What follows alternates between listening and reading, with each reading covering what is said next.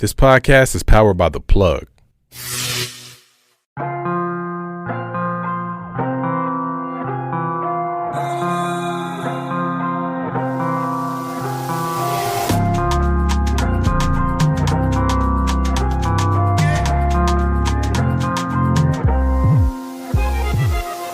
Hi, everybody. It has been a little bit since I have been on the mic.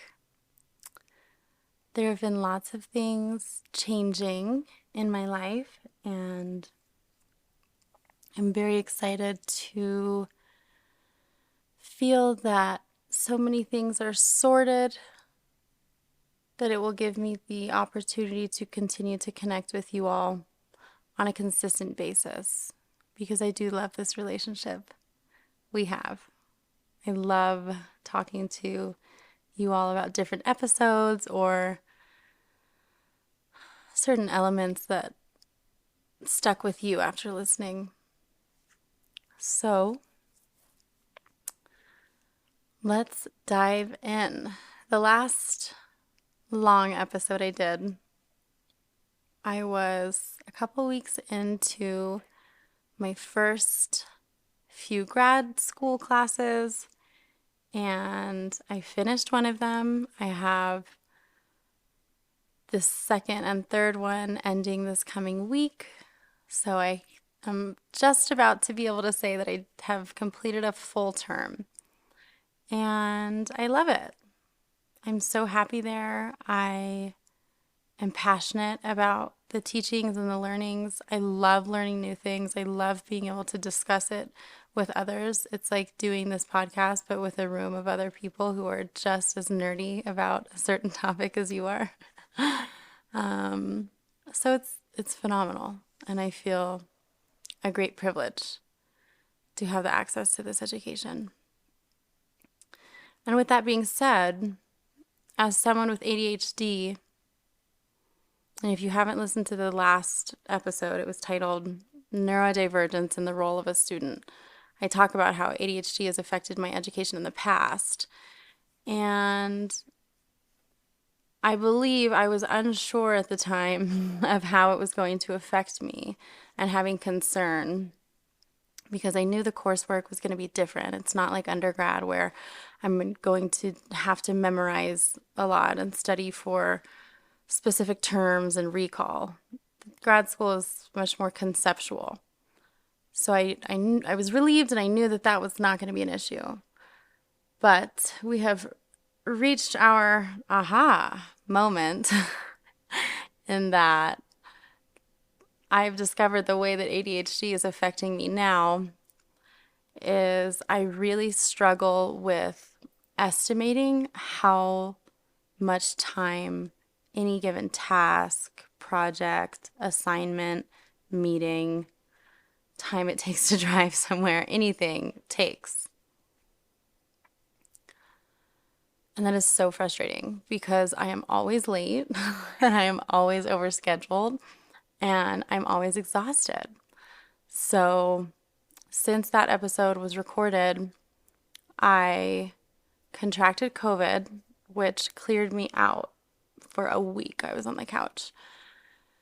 And then I had low energy, but enough to keep going. So I had like a healing week.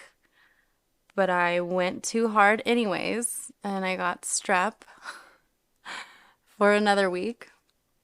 And I had to take antibiotics, which I really don't like having to take because it destroys all the healthy bacteria in our gut. So that was a real bummer. And then I tried to get back into it again, and my body had a third response where I'm having some serious musculoskeletal issues in my psoas, like the entire left side of my body, on my neck and on the front of my left shoulder and on the front of my left hip and my left glutes, all the way down my left leg. It's actually crazy business. And so I just had to listen to the fact that my body was screaming at me. And was prepared to continue to do that for as long as I needed to really get it, and would keep changing its forms of its yell. Okay, COVID, ugh, didn't work. Let's try strep now. Okay, she seemed like she kind of understood it, but not enough. Here's all those physical problems. So, alas, I have been tasked with the responsibility to surrender. And that is hard. I believe that's hard for a lot of, especially ADHD having individuals or artists or sensitive people, because we often find ourselves in control of a situation or in a leadership dynamic because it keeps us safe. And so then if we also look at behaviors with the lens of trauma, often leading a room or holding space for everybody, people pleasing, is a trauma response and a result of having to take on too much responsibility. Maybe at too young of an age, or maybe all of a sudden. It can come about in people's lives a lot of different ways. And I'm speaking on this to offer you a lens if you are resonating with any of the problems and challenges that I'm experiencing. Because this idea that our mental health and our experience and our family of origin and our traumatic history is divorced or exempt of having any influence on our professional, romantic, familial responsibilities and relationships is just that. It's an illusion. It directly affects everything. And so I have learned now, apparently this is something that neurotypical people do. I had no idea. Apparently one has to schedule in free time. And this was completely foreign to me. And I was so upset because I wish I had played in the snow more and like gone up to the mountains. And I didn't make the time, but I didn't realize I had to make the time. I just thought the time was going to be there. And that may sound so silly to some of you, but I know there's at least a couple who will resonate with what I'm saying. Especially now that I'm in a position of running a business and also being in school full time. And the classes being at night kind of trick you into thinking that you can do a full days of work and then go to a 5-hour long class in the middle of the week, multiple times a week. And I was tricked. So that's something I am actively working on now. If you saw an Instagram video, I also am actively working on noticing limiting vocabulary.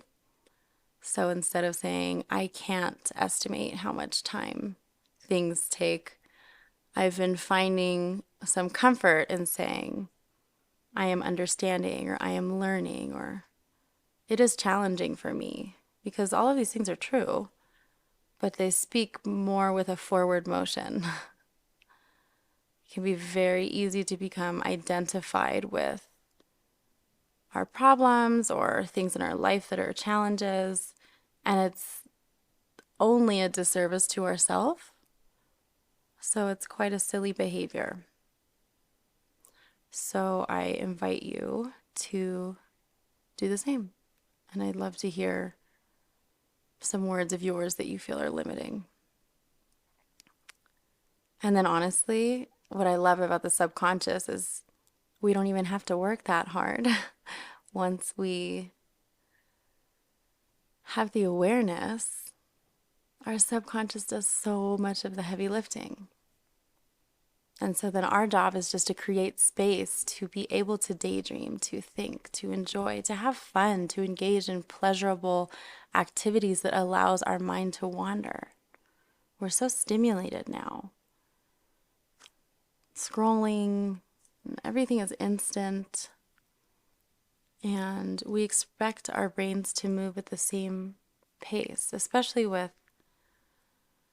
this AI business that's just moving very fast.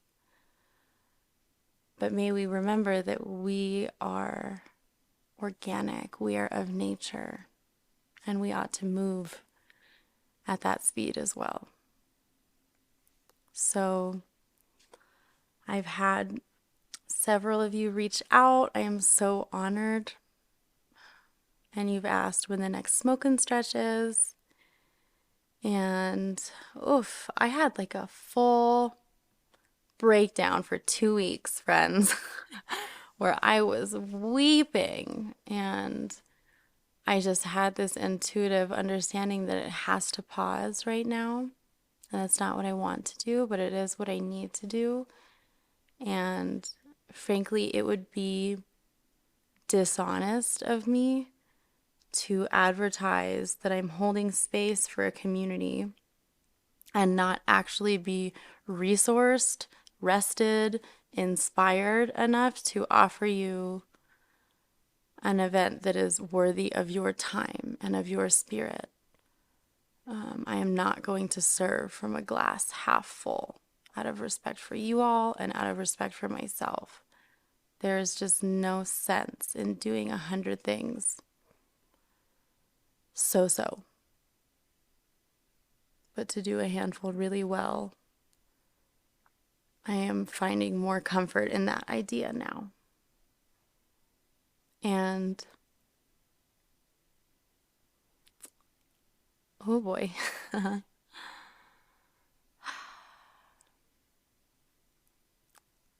am so grateful for each and every one of you who believed in this dream and really made it come to life right before my eyes. It gifted me a community in a way that I have truly never had. And it gifted me countless moments of connection and just utter beauty. And I am just so humbled to have even be able to say that that was something I did in my life. And I do not believe it is over. Though I do believe I need to retreat for a little bit in order to continue my spiritual study, to expose myself to art, to continue thinking and dreaming and fine-tuning how I am going to design my life. And you all are a very important part of that. So I thank you, and I feel all of your warmth and your thoughts and your compliments and your encouragement. And it is absolutely the only thing that has made stepping back from both Smoke and Stretch and teaching at Basma, teaching Samba and teaching yoga. It's y'all's unconditional support that is making it tolerable because I'm so sad about it.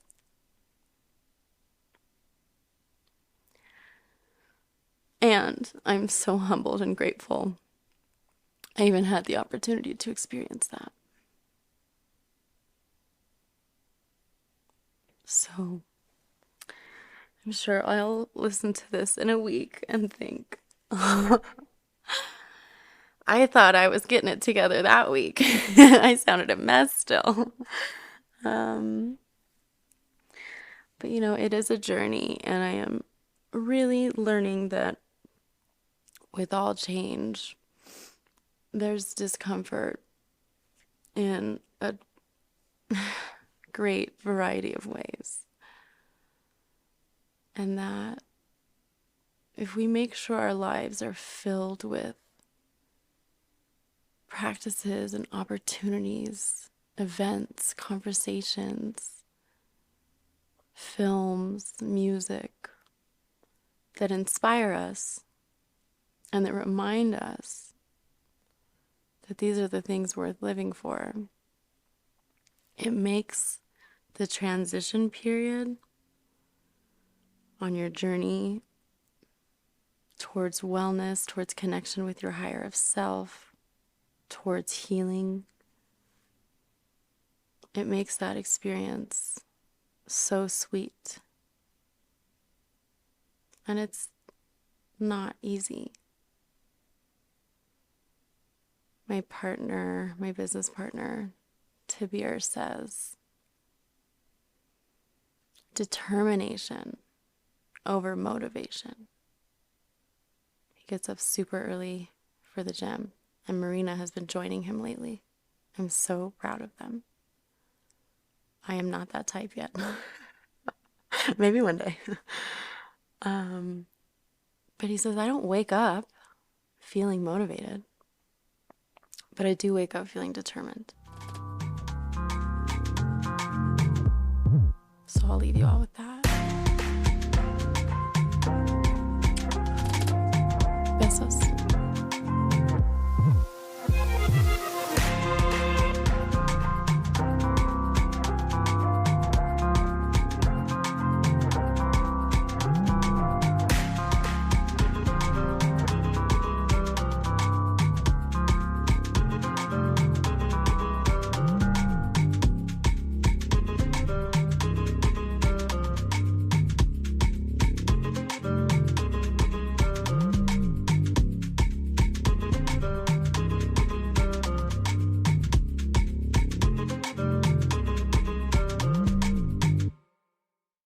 Thank you for listening to this episode.